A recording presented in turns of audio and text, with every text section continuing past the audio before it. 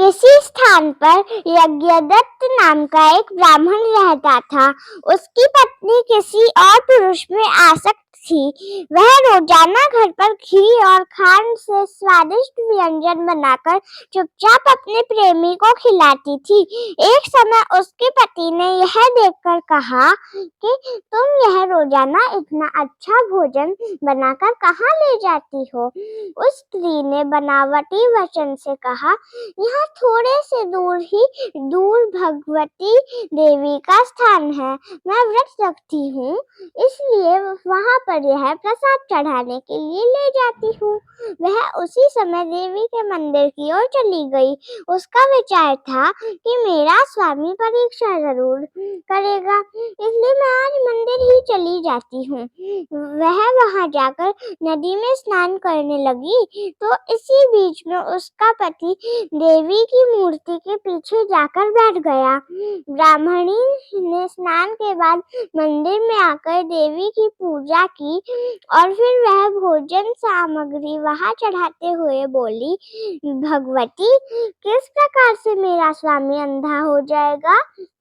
यह सुनकर आवाज बदलकर देवी के पीछे बैठे हुए ब्राह्मण ने कहा, तू अगर रोजाना उसे घी के बने स्वादिष्ट व्यंजन खिलाएगी तो वह जल्दी ही अंधा हो जाएगा। उस स्त्री को इस बनावटी वचनों के बारे में पता ही नहीं चला, तो वह रोजाना अपने पति को स्वादिष्ट व्यंजन खिलाती। एक दिन ब्राह्मण ने कहा, मुझे आजकल अच्छी तरह दिखाई नहीं देता। यह सुनकर उसने विचार किया कि देवी का वरदान फल रहा है, तो उसने जाकर अपने प्रेमी से कहा कि यह ब्राह्मण तो अंधा हो गया है। फिर वह जाल पुरुष रोजाना उसके घर आने लगा। उसे आते हुए देखकर ब्राह्मण ने उसके बाल पकड़े और डंडे से उसकी पसलियां तोड़ दी। जब वह मर गया तो उस दुष्ट स्त्री की नाक काटकर उसे त्याग दिया।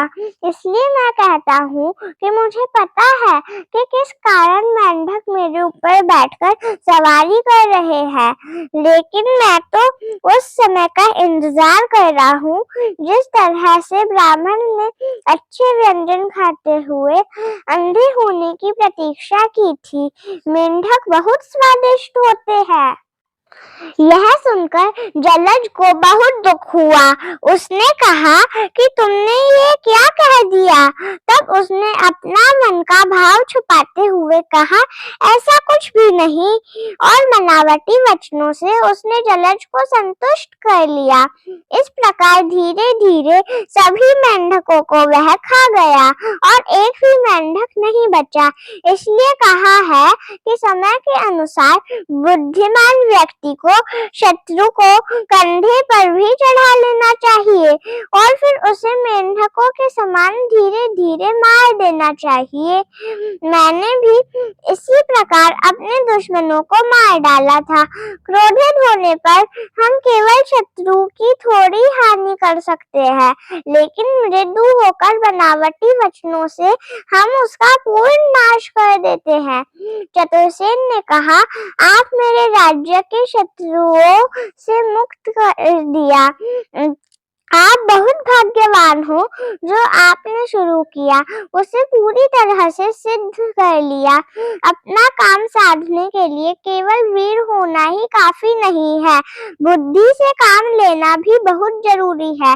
कभी कभी शास्त्र से शत्रु नहीं मरते, लेकिन बुद्धि से मारो तो मर जाते हैं। चिरंजीवी ने कहा, पहले शत्रु को सांत्वना दे, फिर उसके दुर्ग में प्रवेश करे।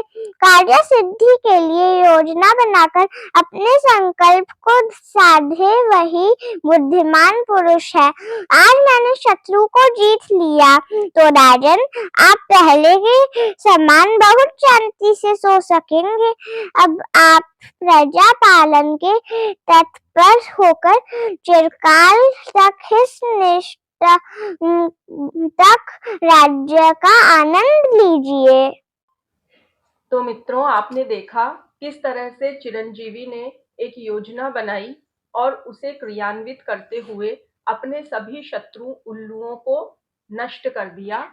इसी तरह हमें भी पहले योजना बनानी चाहिए, फिर अपने संकल्प की सिद्धि करनी चाहिए।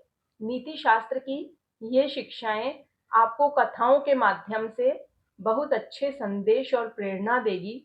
इन्हीं शुभ भावों के साथ डेली खुराक की तरफ से आपको नमस्कार और काकोलू की ये तंत्र के इस अंतिम अंतिम कहानी को आज हम यहाँ समाप्त करेंगे।